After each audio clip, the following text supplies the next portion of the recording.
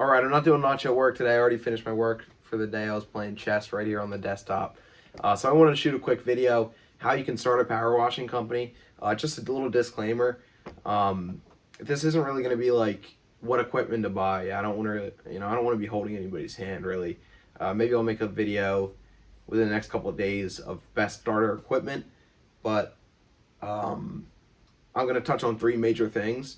Number one, big thing to focus on when you're starting is branding. Number two is marketing, and number three is systems. So it's kind of more the business end of starting a power washing company rather than, the technician end, being in the field, how to wash a house. I've already posted videos like that, so you can check those out if you want.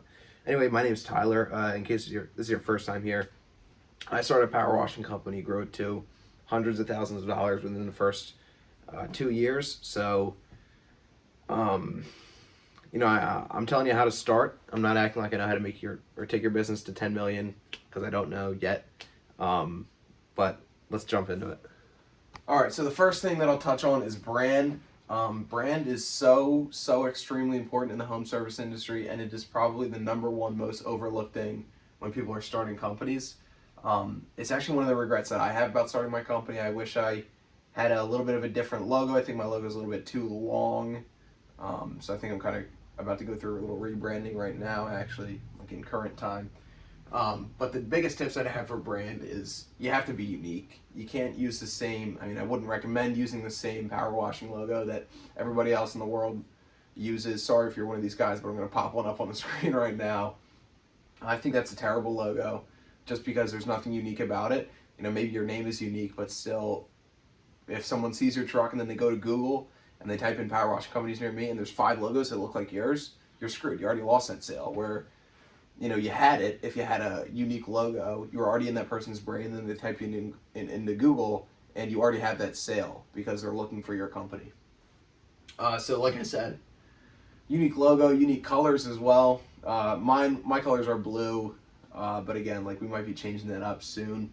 I would recommend doing something a little bit more unique though. If I had to restart today, maybe I would go with an orange or something loud, something that I like is like a teal and a purple combo, or a teal and a navy blue, something that's going to stand out. Think of a company with a great brand like 1-800-GOT-JUNK. If I say 1-800-GOT-JUNK, you can already picture the truck in your head. You can already picture their colors, their logo. Same thing with College Hunks Hauling Junk or J-Dog Junk Removal. A lot of these big franchise companies have killer brands, and that's why they're able to get so big. If I see, it's a little bit different for me because I'm a business owner, not just a regular consumer. But if I was a regular consumer and I see the 1-800-GOT-JUNK truck out all the time, or trucks, I see them all the time, then the second I see a pile of junk, I'm already thinking 1-800-GOT-JUNK, and I already know the phone number, obviously, because it's in their name. That's the power of a great brand. Another thing, with brand, honestly, a big tip is going to be do what the big guys are doing. You don't have to reinvent the wheel, but if you see big companies doing truck wraps, doing uniforms, they have a killer website, stuff like that, there's obviously value in it, so go ahead and do that. But like I was saying, truck wraps are huge. Lettering is good, but it's really not going to turn anyone's head. With a truck wrap, you're really looking to turn somebody's head, and it's going to give you a big leg up on the competition.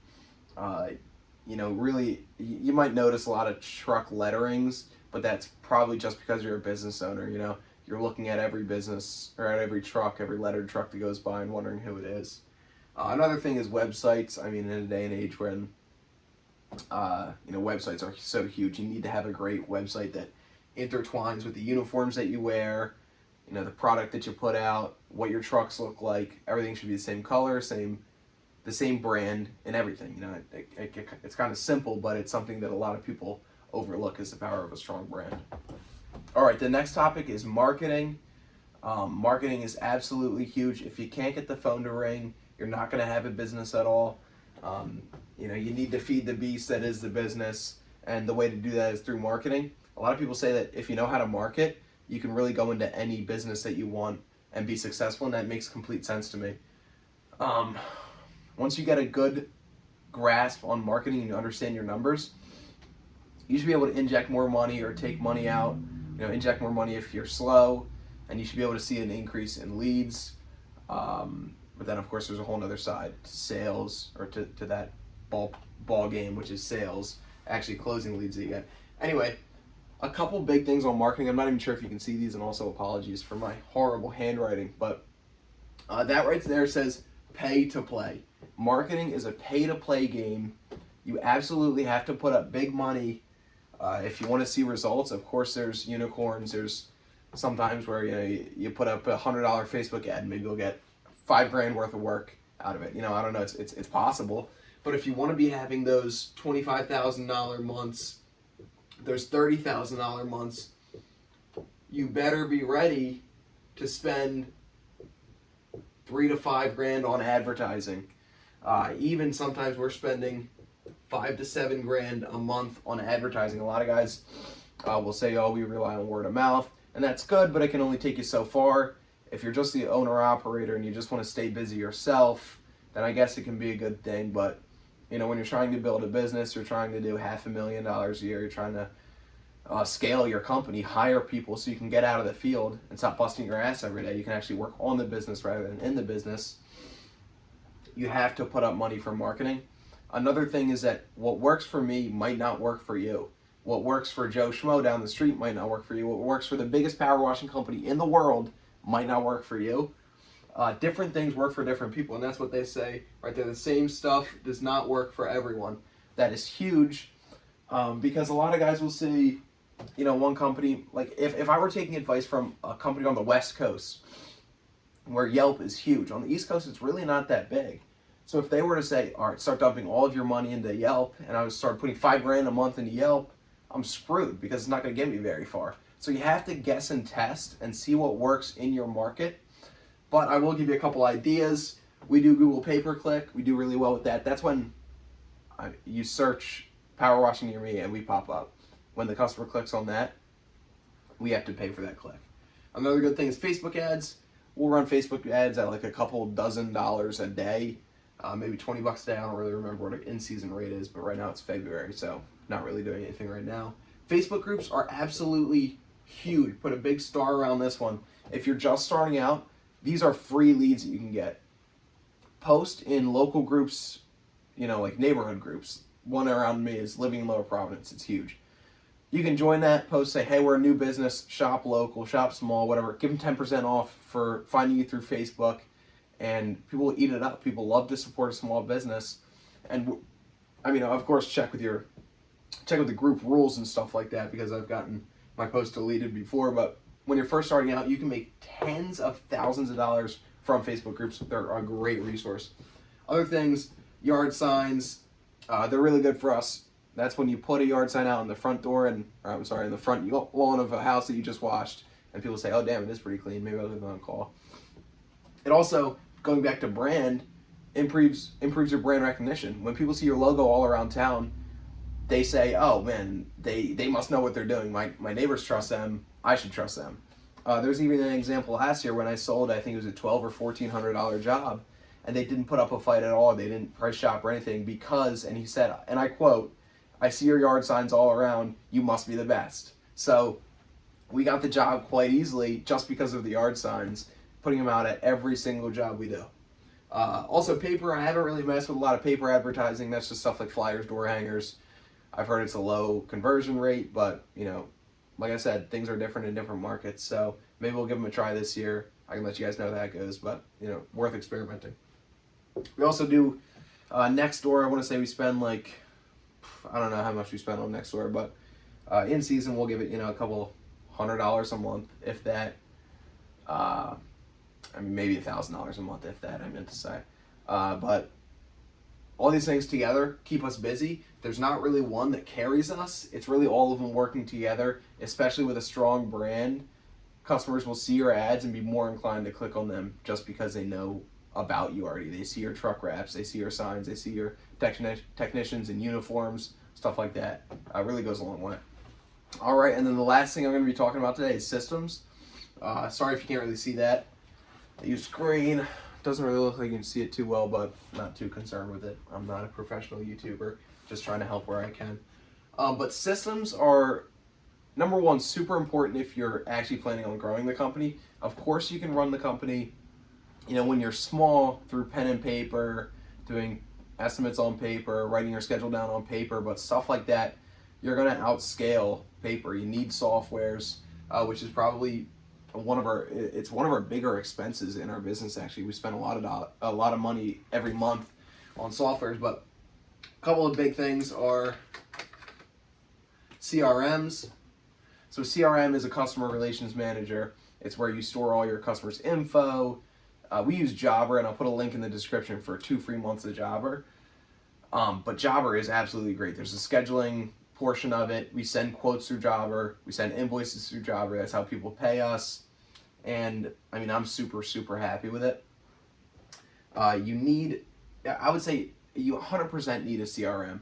If you're going to be going out washing houses and putting stuff on paper, there's not going to be a database to have all of your customers' emails where you can remarket to them and that kind of stuff. It just helps keep you really, really organized. You don't have to input customer info into Google Calendar 100 times, which is like what we used to do, and it was torture. It sucked. But like I was saying, softwares, things like follow-up softwares, which is when you send a customer a quote, it'll keep nudging the customer, say, hey, you make a decision yet? Make a decision yet? Or if you send an invoice, say, can you make the payment? Can you make the payment? Can you make the payment? Stuff like that you have to stay on top of. Jobber does all of that for us. So, I would recommend finding a software that does it all in one, kind of like Jobber.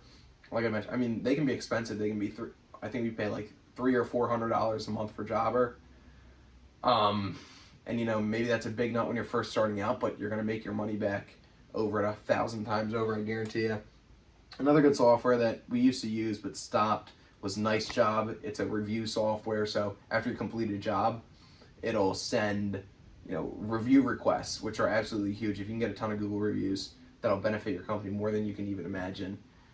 Just think about going to a restaurant. You're looking at the Google reviews. If they have 1,000 one-star reviews, you're most likely not going. But if you have 1,000 5-star reviews, then you might consider having lunch there. So systems, the last thing I have here is hiring, question mark. So this is really systems that you need in place if you're going to be hiring. You don't necessarily need them if you're just a one-man show. And there's nothing wrong with staying a one-man show. It's just, I want to be bigger than that. I don't want to stay a one-man show. I'm young. I'm 19 years old, so I want to keep growing while I can, while I don't have a family to take care of or a house to pay for or anything like that. But anyway, I'm getting sidetracked. If you're hiring, you need things. You need SOPs, you need manuals, you need scripts. SOPs are standard operating procedures, which are like written out instructions on how to do things. And here is ours. They're all laminated, so you might not be able to see them, but this is like a workflow. All right. First, I'm getting ahead of myself. Let me explain why you need SOPs. You need to be able to run your business as close to a franchise as possible. If you haven't read The E-Myth by Michael Gerber, you definitely should. He talks about how McDonald's is so successful because you can plug an idiot into a McDonald's location and they can run it because of their system. So everything in McDonald's is systemized. So you want to get, run your business as close to a franchise as you can. Here's like a workflow standard operating procedure, job start, how to clean flat work, how to clean a house, how to clean a roof. There's everything you need to know how to do in the company. And then there's scripts also somewhere. Like I said, manuals, scripts.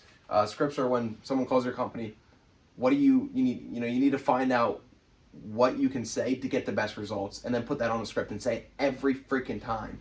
It's just about rinsing and repeating, which is going to give the customers a very consistent feel and keep them coming back for more. You don't want to go to a diner that has good French toast one day and terrible the next day. You want somewhere that's going to kill it every single time. And the way you do that is with SOPs, with manuals, with scripts, things to make the customer experience completely the same every time you work with the company, so you want to keep coming back for more. All right, guys, that's all I got for you today. I feel like I kind of ended up rambling on a lot, kind of word vomiting, but hopefully you pulled at least 1 or 2 nuggets out of this. The whole goal with my social media channels, with my TikTok, which is like 15,000 followers now, with this YouTube channel, is just to help people start. Honestly, I'm really not, at least at this point, not looking to make any money off of it.